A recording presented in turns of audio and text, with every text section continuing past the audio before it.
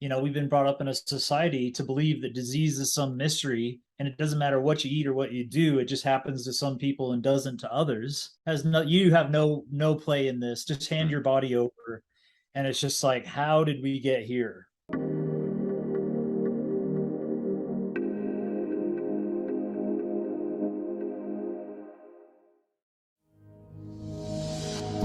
Hi there, welcome to Finding Space with Alex Tyson, the show that celebrates the everyday legends who put in the hard work to become who they want to be and live the life they want to live.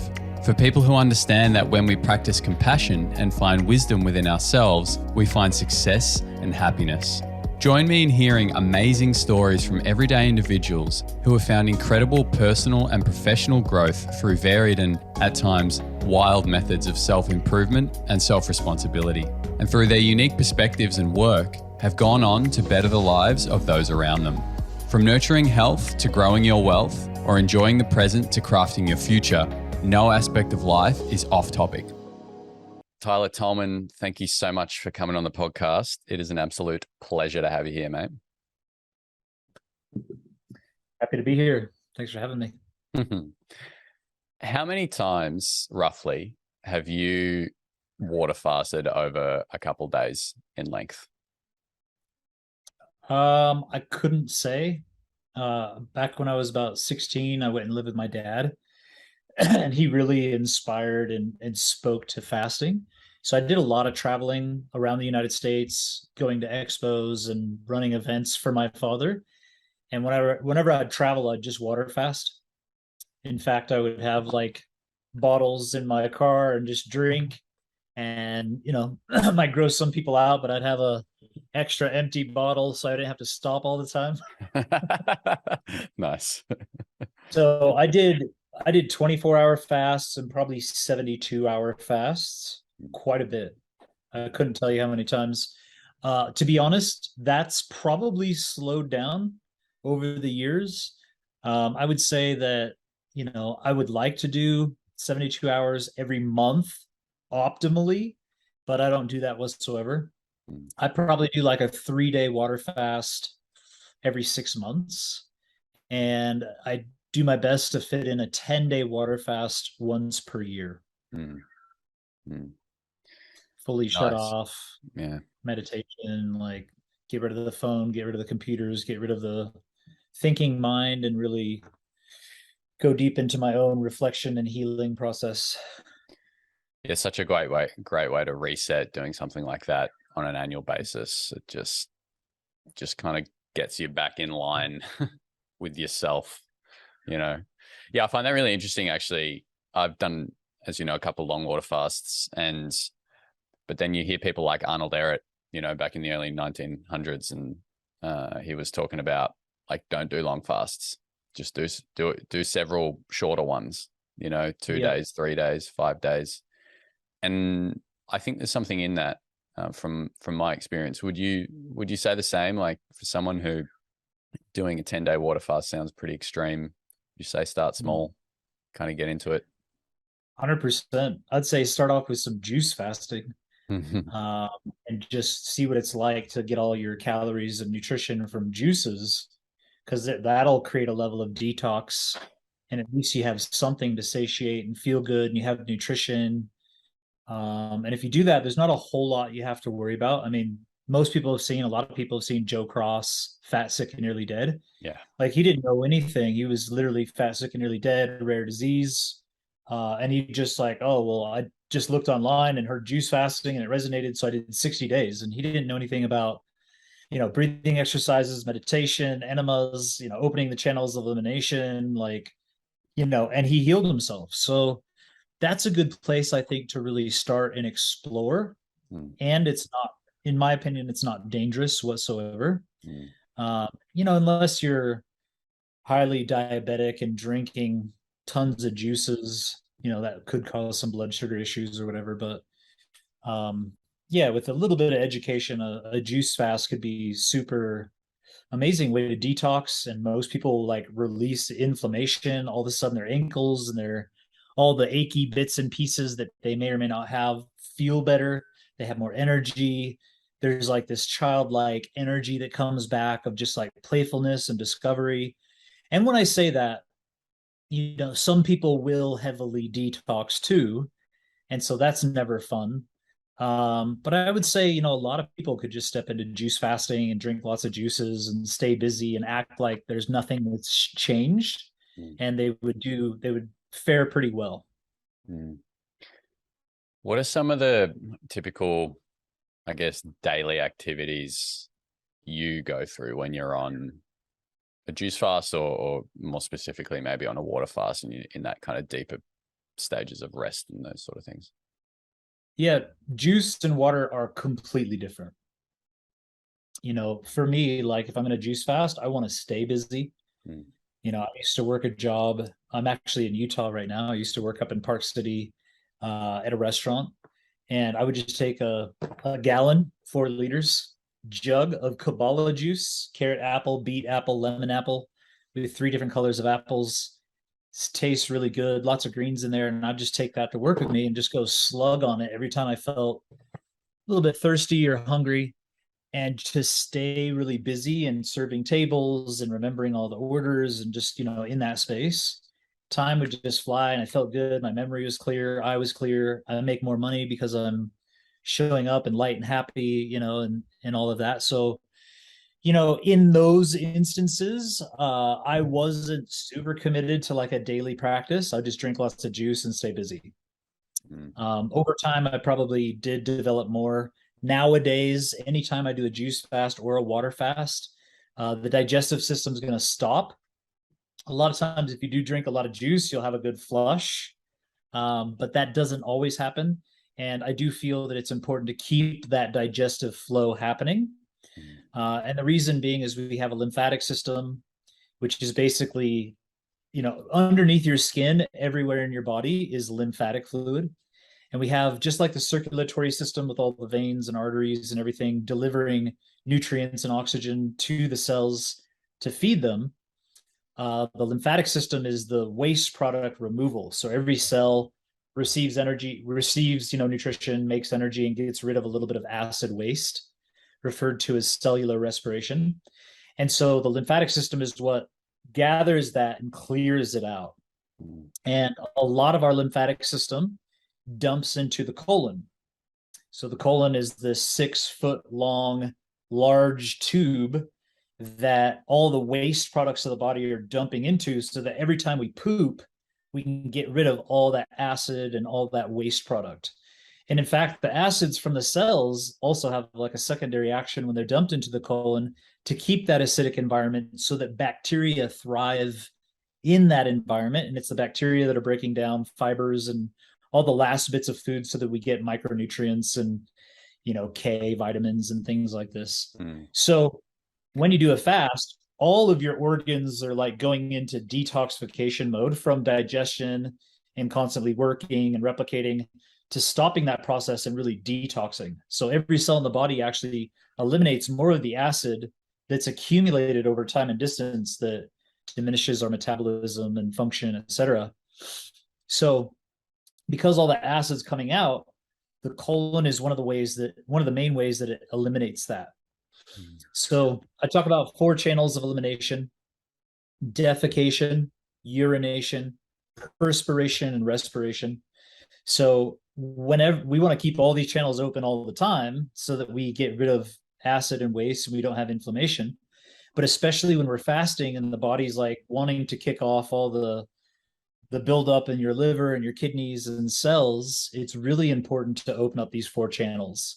Mm. So, because your digestive system slows down or stops, we need to keep that process moving. And that's where enemas or having colonics comes in, because that acid builds up and then we want to get it out.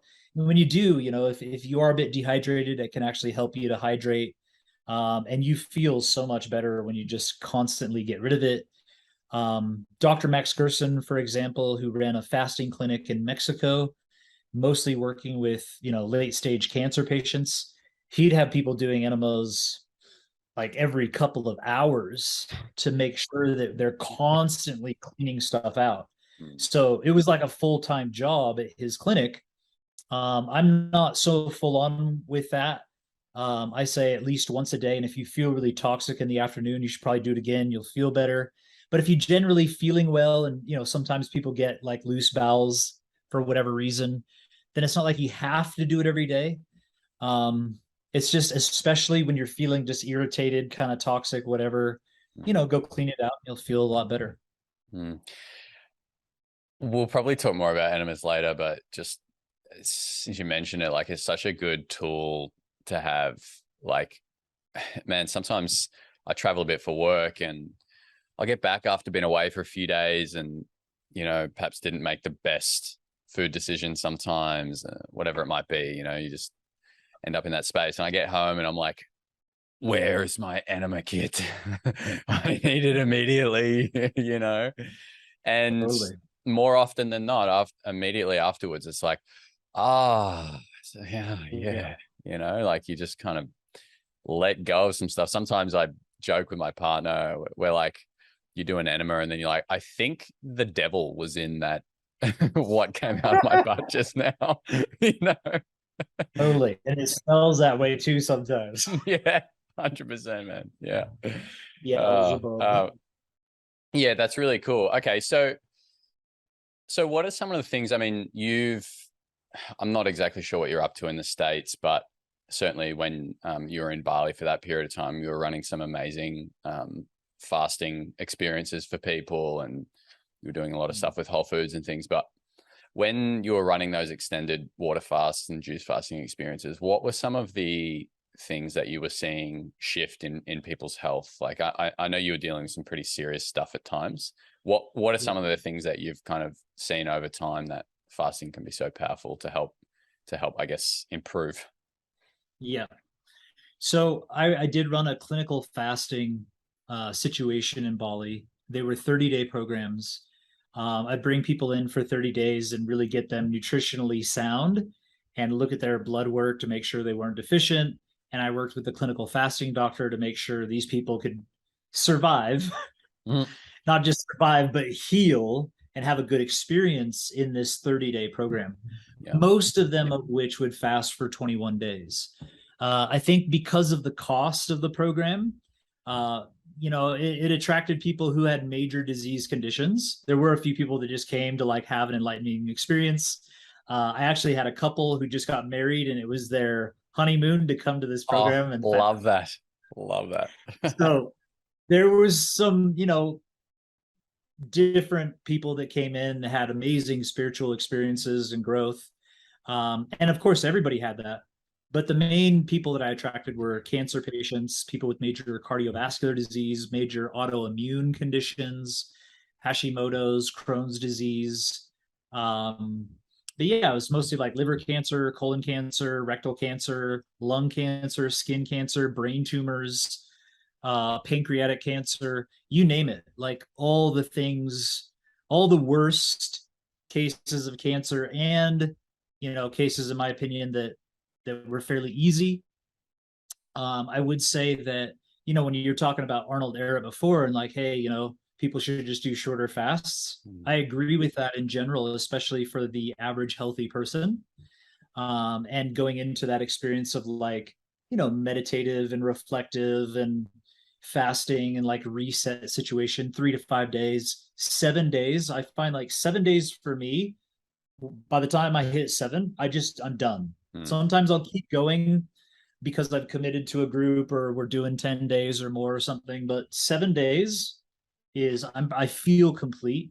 mm, But if I had cancer, that would be a different story, because a lot of the real deep healing and repair mechanisms and things that show up don't necessarily take place until you hit like day 14, and then some real deep detoxification comes in. And some people need to do like 21 days or even potentially like 28 days mm, to get like a full experience. And in fact, I had a couple of young women that had Lyme disease, like neurological Lyme and other forms of Lyme, which is like this, it's called Borrelia. It drills into your cells and it just wreaks havoc. And doctors just hit people with antibiotics, it kind of dies off and then it comes back, it dies off and it comes back. And these people have this stuff for years, and it's chronic. Like they can't work, they can't they can't do anything. And in those cases, like I told those people, look, if you do 28 days, it'll be enough to kill it all off. All that stuff will die before you do. And then you'll be cured of the situation. And so I have had, I had a 12-year-old to 12, 13-year-old girl come into a 20, I think 28. She did 21 the first time. And it just completely reversed everything. She went back to school. She had her life back. She started running, like all these things. So, I've seen it all. There's late cases of, cancer that I, haven't worked, but I would say 80% of the people I worked with were successful, like to the full, like you've had remission, and that's amazing. What I would also say is the people who had gone down the like chemotherapy and radiation route were a lot harder to get to the point of healing. And the reason for that is on the extended fasting, they'd hit a point where their body would start to detox from the chemo. And it's almost like they had to fast for a long period to detox the chemo and then try to recover enough to do another fast to then really heal and repair everything else. I've had cases like stage 4 follicular lymphoma that they did no medical treatment whatsoever, and they fully got to full remission and then the 5-year survival rate, which is considered a cure. And then I had somebody with stage 3, so one stage less, the same disease, follicular lymphoma, who had gone through chemotherapy 2 rounds, came and did the same fast, same exact situation, and really was just detoxing from chemo. And then this woman, you can see all their bloods and their healing markers, like healing's happening, and it's great. And it's like to go through the detox of chemotherapy is pretty full on. I'd say chemotherapy itself is full on, but then also detoxing from it. So a lot of people just kind of lose hope and hit this, like, they're beat up. And I have had lots of cases of people that did chemo and did the surgeries and also completely healed. Women with breast cancer, that did the chemotherapy and then ended up having lesions in their brain and like full on stuff where they're like, you're going to die. And then miraculously, like fasting and, going through mental and emotional clearing and then fully like, oh my God, the lesions are gone, the cancer's gone, you're healed. So I've had a pretty extraordinary last couple of decades, experiencing all of it and learning a lot about the clinical side and supporting people. What is it like holding space for people that are in that dire straits with their health and they're coming to you to not eat for 3 weeks? What is that like? That's a big one, man. Like so much comes up in me to you asking that question. People don't typically ask that question. There is a teacher, student, guru, client, energetic connection that's real. And when I say that, like we'd have 16 people flying in all on the same day with like stage 4 cancer, stage 3 cancer, this kind of cancer, autoimmune disease, and all this stuff. They paid this money and they're all coming expecting to have this experience that I'm facilitating, and I'm there every single day. And like when these people start landing just in the country, it was like I would have this rebirthing experience, and sometimes like sickness and just feeling like, oh shit. And you forget, because I do this like, once every 4 to 6 months. And, all of a sudden I'm just getting hit and I'm like doing enemas, I'm the hot bath, I'm like Wim Hof breathing, like, oh, here we go, right? Like I'm taking on a lot. And then during the program, there's just so much, first of all, I'm kind of trying to prove and educate and get people enrolled, right? So the first experience is important. How they first show up and get into the program is the most important. They have a bad experience coming in, it's going to be shit the whole time. If they have a really good experience coming in, a welcoming, like we had, Balinese ceremonies and, fruit plates and juices and, a 5-star hotel right on the beach. And like, we really did it up so that we could welcome people in and receive them. We had more healers than there were people. And it was a lot. So I'm on, in the beginning and just educating and getting everybody prepared for what's about to happen. And then I'm there, and not only am I the one that's educated them and got them into the space and holding space and doing bits of education, but I'm also one of the healers within the program. So we had, massage therapists, Reiki practitioner, NLP. Like over the years, we tested and tried like every modality you can imagine. And I specifically did a clearing process that was like a mental, emotional clearing, very mental. Like I would sit down, have the person across from me, get them to just take a few deep breaths and guide them back to a traumatic experience, and then spend like 60 to 90 minutes, 2 hours running them through clearing this trauma and going from like this subjective traumatic experience, clearing, to a point where it became objective and they could see the whole scenario and love it and see the benefits and see their role in this experience. And man, it was magical. And I loved the juiciness of being in that, psychologically helping people to clear. And it was a lot. I'm going to be honest. I felt, dude, at the end of 30 days, every time I was like, I will never do this again. I bet. So smashed. I would fuck this. I am never doing this again. Like I'm wrecked. And then 2-3 months had passed. Results had come in. This person, spontaneous remission. This person's healed. This person's healed. And then the influx of just like angels singing and love and just like, oh my God, we've changed this person's destiny. Like they're going to be there to raise their kids and like have this completely different experience. And so like this overwhelm of goodness, and then like, shit, we need to do this again. And the cycle repeats. Man, over and over for years. Oh, it's huge, man. I mean, I can't imagine what it would be like having those people there with, for good or for bad, probably some pretty big expectations about you, the guy, Tyler. I'm here. Yeah. Like I laid expectations. I traveled around and see results. Like, this is what you could expect. Come do it.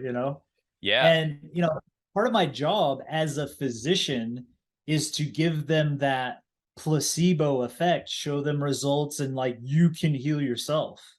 That's part of the process, is getting somebody to believe and have hope. Right. And then to maintain that energy that you can do this. A lot of people are in a position of like, I'm going to die. My doctor told me I'm going to die.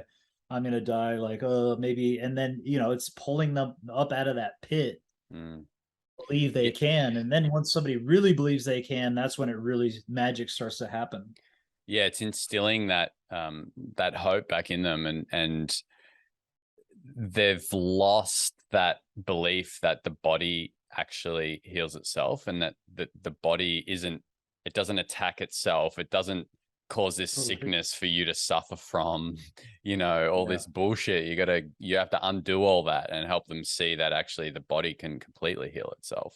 And in fact, the symptoms, the body exactly. Right? Yeah. The symptoms that your body is giving you is your body trying to heal itself. It's trying to protect you. Hey, you're doing something wrong, and people don't know, so just keep shoveling in the shit, and still negative energies and vibrations and emotions, and shoveling in the shit, like, oh, I don't know why I'm sick. It's like, well, we've been brought up in a society to believe that disease is some mystery, and it doesn't matter what you eat or what you do, it just happens to some people and doesn't to others.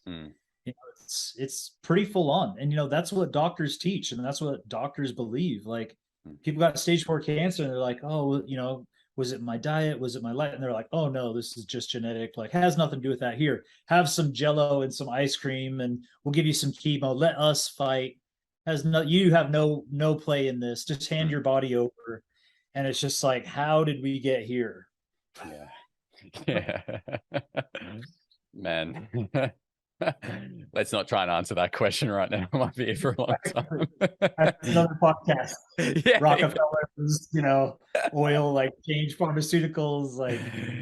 Come down the people. Anyway. Literally, man, literally. So you said that, you when you were younger, you spent a fair bit of time with your dad. Like, what was it like growing up with a dad like Don and in the space that he was in? Because I have a feeling it's not the usual kind of upbringing. And what was it like to start to, I guess, process what he was doing and start to take some of that on board? Like, I'm curious about that whole kind of period of your life. So if you can imagine meeting God, and God comes down and he's glowing and happy and vibrant and blissful and just wants to give and love. That was my experience. Now I have to backtrack because I was raised by my mother. Okay. So my father left before I was born. Okay. He was off on a mission. Yeah. So I was born into a world of pain and suffering. My mother, had just been left by her lover. My older brother and my older sister, having known my father and had his presence for all that time, in full trauma, Mm, abandoned, right? So that's what I was born into. mm, I was born into this world where like my mother was always crying, my brother and my sister would come together. We miss dad, da da da, like for years. mm. And but my father would come and visit when he could, and it was just like Santa Claus. It was, Santa Claus is coming to town. Like we'd be in the living room and like somebody pull up on a motorbike with a helmet and we're all just like, oh, who's this? And he'd take off the helmet and his hair and just his energy and vibration. And like he was the type of individual that was on. Like Mm. he was like raw foods, fasting, fully traveling the world, teaching, big farm, growing own stuff, teaching people like photographic memory, doing some pretty out there stuff. And he like would just bounce in and like have this energy and take us bowling and take us shopping and give us money and excitement for a week. And then he was gone. Yeah. All right. And then we'd go through the cycle of my older brother and sister crying again. And it's just like, I didn't know any different because I wasn't there to know who he was. I just knew this Santa Claus figure would show up in my life. And that was my dad. So pretty crazy. And then at 13, I picked up some bad habits from my older brother because he was about 3 years older than me. And so I was 13, he was 16. He started smoking and drinking and hanging out and trying all the drugs and doing all the things. And I wanted to be cool like him. So I started that stuff young, 12 into 13. My mother caught me smoking and she decided like you need to go have this positive influence with your father so you don't get caught up in this stuff. And so that's when I went out and stayed on my dad's farm for 3 months when I was 13 years of age. And he was running a fasting program. So, like an extended fasting program, most of the people on juices. And then I had my first experience, and we'd wake up, we'd go for a walk for, a mile, we'd watch the sunrise, and he was teaching all these principles of health. And we were all just doing it while he was teaching it out in the sun, peacocks and swans and ducks and literally paradise. Yeah. So like the dichotomy for me of like Spokompton, gangs, you know, white supremacists, like everything you can imagine Yeah. in a big city and school and like pizza and hot dogs and McDonald's and shit Mm, to this mm, for 3 months. Like, and then all these people come in, I get to know who they are, and I'm like juicing for them. And it's like, I just let everything go, like smoking and drinking, and just, I became this different person like my father, and just showing up and being present and watching the magic happen. mm, And then I go back for another school year. Then I'd come back for the summer, and then I'd go back for a school year, and I'd come back for the summer. I was living these two different lives, mm, but it's like I was the most grateful person because I had that dichotomy. I knew there was something different. mm. Whereas all of my friends and people I'm caught up with, they just had no context of something like that Yeah. to weigh up against just the regular mundane everyday experience. Mm. So, hopefully I answered your question a little bit. But yeah, there was daily practices and things that we were doing. At the end, we all like did a fire walk and then went, on the river and swimming. And these people that showed up like looking like near death getting out of their cars, like were completely different. I would say like the main thing I noticed is people showed up with like layers and masks of who they were, their disease and their problems and their aura, and just like a little bit standoffish and not sure. To the end, just all those layers and masks and like childlike nature. Everybody that was there were just kids playing, having a good time in the sun, eating fresh fruits, like just like holy shit, and the love and the connection that happened. Mm. So I'll be honest, that first experience I had at 13, there was something in me. I just knew this is what I'm going to do. Like I could see the future. I was like, this is what I'm going to do when I get older. I'm going to run these fasting experiences. I'm going to create these magical things. I'm going to teach the world and tell the world that we can heal ourselves and everybody on the planet will know. Like I was thinking superstars and political figures, like everybody needs to know the truth of what this thing is. And then, yeah, eventually got pushed into it. Man, I resonate so hard with what you said about like seeing the people with the layers and the masks and things. I've said to like everyone who asks me about fasting and eating raw vegan and eating lots of fruits and these kind of things, I say like what is it like, or like after that fast, like what did you get from it? I said like the biggest thing is like, to me, it seemed like every day that I was fasting, it seemed like a little bit of another layer was just being taken away. And the deeper you go in, the more you see the light under all the layers that's trying to fucking get out. But we've got trauma here and, limiting beliefs here. And there's just so much bullshit in front of us and around us. And you do that deep work and that cleansing, you can let that stuff go. You can quite literally detox it out. And I feel like there's a real connection between the physical detox process and the mental and spiritual detox process. It seems like it kind of happens at the same time, 100%. Yeah. Like, so there's this guy that we call Jesus Christ, right? And there's this book called the Bible, Basic Instruction Before Leaving Earth. And in the Bible, there's this parable that is teaching people that every day that you fast, one day of a fast is equal to 1 year of the mental and emotional trauma and experience and things being able to clear from the body. So, and I read this parable and I've heard of it, but over the years, man, it is 1000% the truth. Like I've had people come in, okay, you're on 21-day water fast, they're doing great, everything's rocking. Day 7, they're puking, they're detoxing, they're headache, they're dying. And I'll go to these people like day 7, I'll be like, what day are you on? They're like, day 7. I'm like, what happened 7 years ago? And they think about it for a minute and they're just like, holy shit, that's when, my wife cheated on me and I broke up and that's exactly what I'm feeling. And it's like where we have these really heavy emotional traumas, somebody died, lost this thing or whatever it is, or big outbursts, anger, prison, like whatever. 7 days, 7 years. And this person, like on day 14, this thing shows up. Yep, that's what it is. And so when you're saying that, it's like every day that you're fasting, there's like this layer of things that are being cleared, whether we're conscious of it or not. It's happening.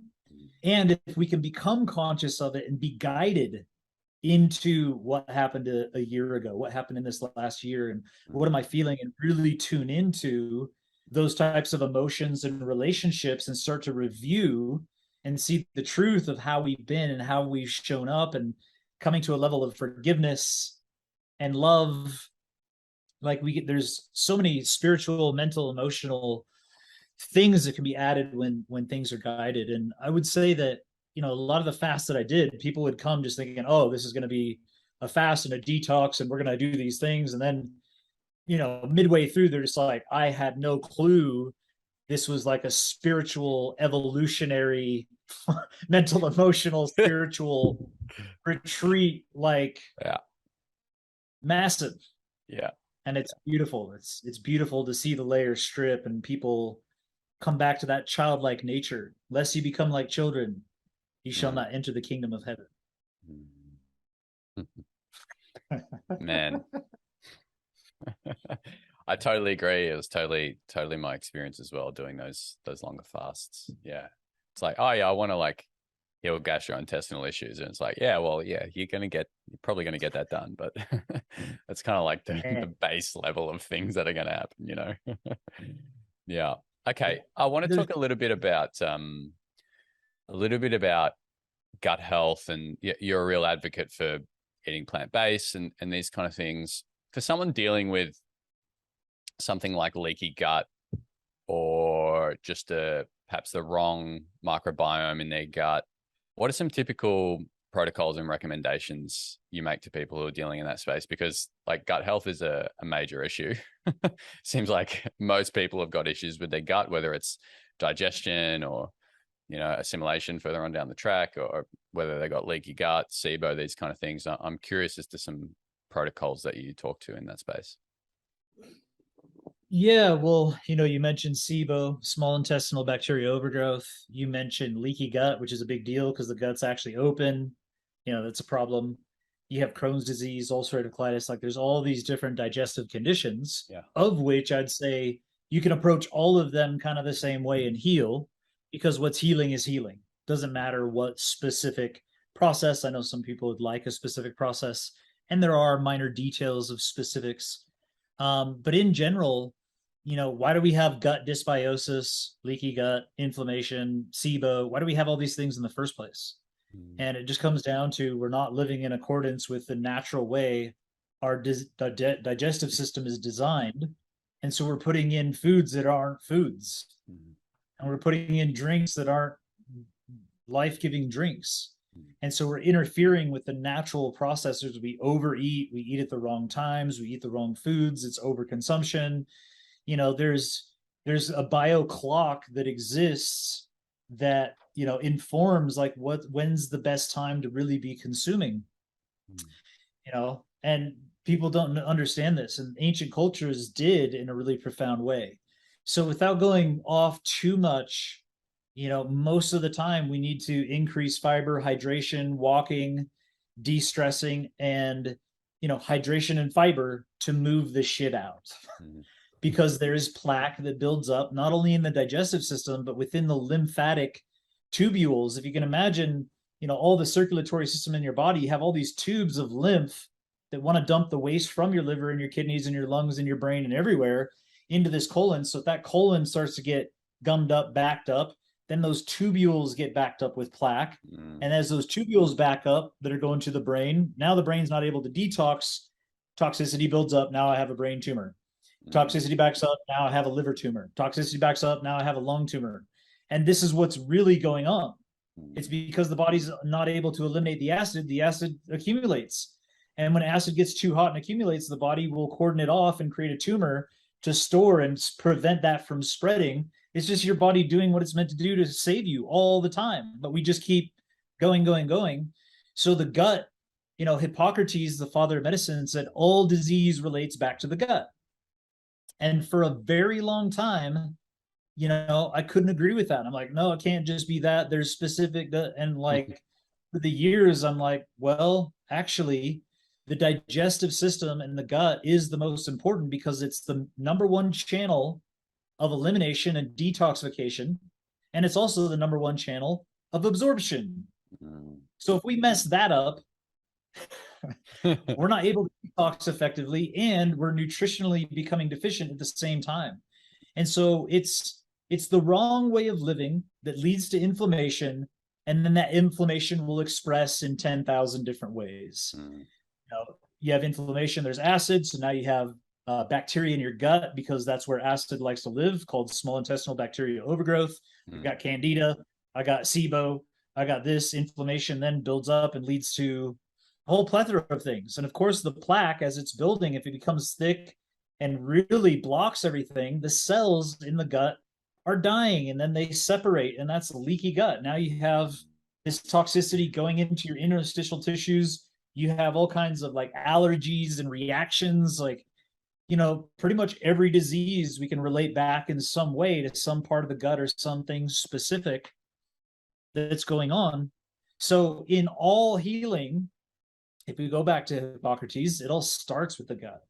Start with the digestive system, clear that, heal that, open it up, and then work on your liver, and then work on your kidneys, and then work on your lungs. And then, if you have lung problems, that's because the main channel of elimination, your gut, is blocked. So that excess toxicity builds up in the liver. The toxicity has to be removed by the body. And if it's not doing it effectively through your gut, it'll do it through your lungs because it's a system of elimination. Mucus builds up stuff. I get a cough, I start hacking stuff out because, every time you breathe in, you're taking in oxygen. Every time you breathe out, you're eliminating acid. And that's one of the ways to eliminate acid. So if the gut's stopped, number one channel of elimination, you might have kidney problems because then the urinary system, bladder problems, kidney problems, because there's all this excess acid coming out of your kidneys and it can't deal with it. Liver problems, lung problems, skin problems. The skin is also a channel of elimination. We sweat. This is how the body gets rid. So if the lymph, wherever in the body, can't get rid of the stuff through the colon, the main channel, then it's like, oh, well, I'm going to come out through the skin. And now you have a skin rash. And people go buy steroid cream that's a suppressant, and they put it on there, and it forces the toxicity back inside, right? And now they put a toxicity on top of that. And so it's suppression, suppression, suppression. And what's that going to develop into over time? If you don't allow a skin condition to express and help it out and clear the colon so that it can drain the main way, eventually that's going to be a cancer, that's going to be a tumor, that's going to be a cyst, et cetera, et cetera. So I know that's a lot. And it comes down to going back to the natural way of living. A lot of people are like, Tyler, I can't eat fruit. I feel sick when I eat fruit. Well, that's because you are sick. But you do. So if I'm eating, especially heavy food, my body's just trying to digest that with all of its energy. As soon as I stop eating all that heavy food, then the body can go into detox mode. Then I feel sick because it's the poison coming out. So I better eat more to feel better. Yeah. So people eat heavy food to feel better, and they do because it shuts off detoxification. But if you feel like shit when you're not eating, that's because you need to stop eating and allow that shit to come out. And fruit is one of those things that supports the detoxification process. So if you eat fruit and you feel like crap, or your arteries are full of plaque and you have accelerated blood sugar over a period of time, you start to, get all fuzzy in your eyesight and feel all funny and sick. People are like, fruit doesn't work. Fruit makes me sick. No, you are sick, and fruit is expressing that. And in fact, if you just ate fruit, you would keep expressing until you were clean and clear, and then you'd be healthy again, and you go back to eating heavier foods, maybe not so off balance like you were before. But people are so caught up in the fats and the proteins and the things that as soon as they start to eat fruit, they have this negative expression. So fruit must be bad, right? Detox must be bad. Fasting's not for me. Too hard. People try fast. They're like, oh, it's not for me. Like, I'll die. Yeah. And it's like, well, no, you're just detoxing heavily because you're so full of toxic shit. And you're suppressing all of the emotional trauma and things by just staying busy and eating. As soon as you stop that, all that emotional shit bubbles to the surface. And a lot of people can handle the physical symptoms, but they can't handle the emotions that come up. Yeah. And so they'll come up with any excuse to deter, and why Tyler Tolman's an idiot and I can't do it and it's not made for me. Everybody's different, right? Everybody's different. I'm unique. No, everybody's exactly the same. In fact, people don't want to hear that. And I don't mean that 100%, but in reality, we all have the same length digestive system. We all have a liver. We all have a stomach. We produce hydrochloric acid, amylase, protease, lipase from your pancreas. All of the digestive functions and elimination, lymphatic, circulatory, everybody's identical. And it works for everybody. And I've seen it across the board: black, white, red, brown, yellow, doesn't matter what color you are, what your blood type is. And I know there's specific foods that will support blood types and all these sorts of things. But when it comes to detoxification and healing, like there really is a way. And of course, there's many ways, but I think you get it. Man, I think it's easy to forget that we're all part of one species, Yeah. regardless I'm a of. cow. Yeah, yeah, exactly. You're a dog. Yeah, I'm a lion. I need to just eat meat, and you're a cow, and you just eat grass. Like, no. and Lauren Lockman, I love hearing him talk sometimes because he's like, if you think about it, have you seen any other species of animal or insect in the world eating the milk of another animal or insect? He's like, it doesn't happen. So why do we think we're so special that that's what we need to do? Entire species just eat and do the same thing. Exactly. Exactly. Yeah. Doesn't matter what it is, what kind of monkey. Like monkeys in the same location, eat the same things, do the same things. Mm.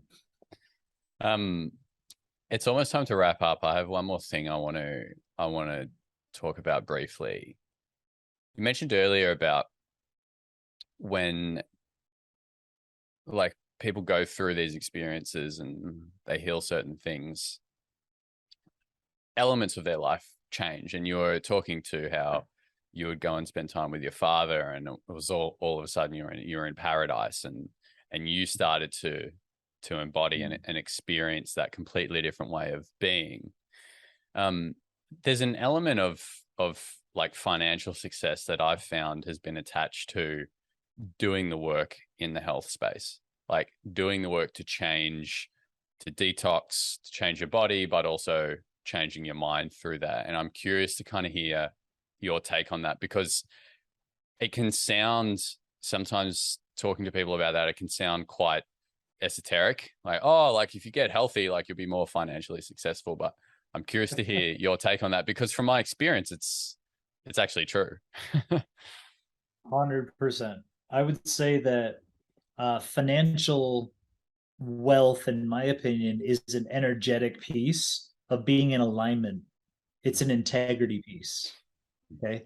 So when it comes to you and I, if my highest values are health, and then I live by those values 100%, there's something in me that changes and shifts into a vibration of being in integrity. And when I'm in integrity, I'm attracting, people feel it. And there's a wealth that comes with being in integrity. Now, I personally believe that fasting is one of the fastest ways to clear stuff out, raise some form of a vibrational energy that takes place. And it's like you become magnetic. And when I say magnetic, I mean to people, just people being around you and in your space that can feel, even if you're just totally just chilling, grounded, there's like this curiosity and energy that you're putting out. And I believe that that energy is also attracting wealth because, my opinion, like your net worth is tied to your network. So what I'm putting out to my network, if they're feeling my integrity and interested, they're going to want to spend some money to come along and learn more about this thing that they can't really describe. And I can say for many, many years when I've had blocks and just, the finance, it's always this in the same kind of place and just not cracking it.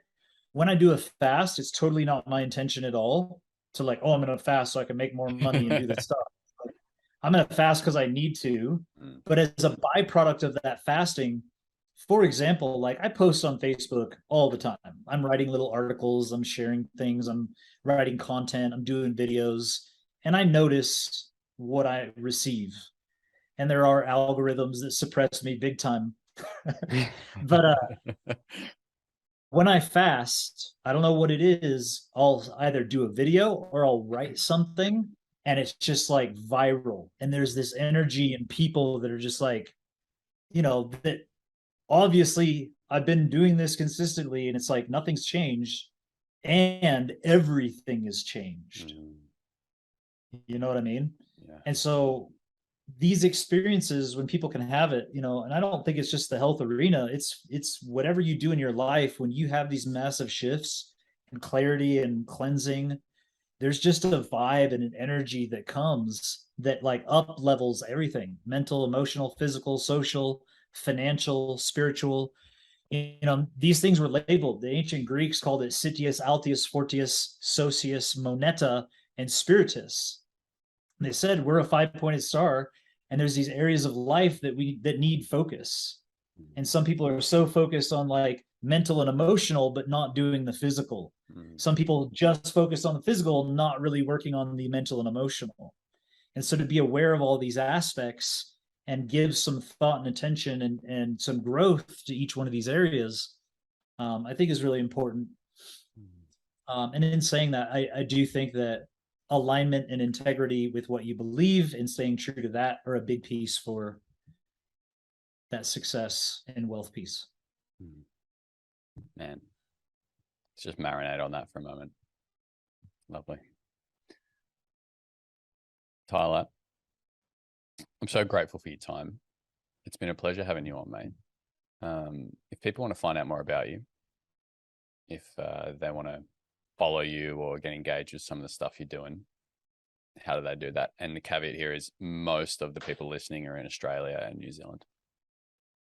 Yep, I'm moving back to the Australian time frame in November, and I'm going to hit hard with Aussie time. Full commitment to many things. There's a lot of new stuff that's coming through that some people will be super excited about. Others, it's probably a little bit too far out there. Ancient Egyptian stuff. But they can just go to tylertolman.com and get on our mailing list. And I do free events talking about health. I do free events talking about all the ancient Egyptian wisdom and things that I've learned from my father on a deeper scale.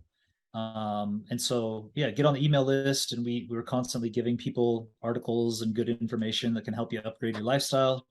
And then just come along to some events and check it out. We'd love to have you in our community. We have a pretty rocking community around the world, mostly Australia.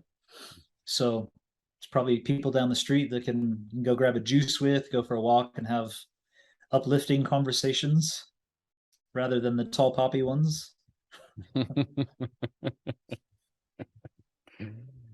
Nice, man.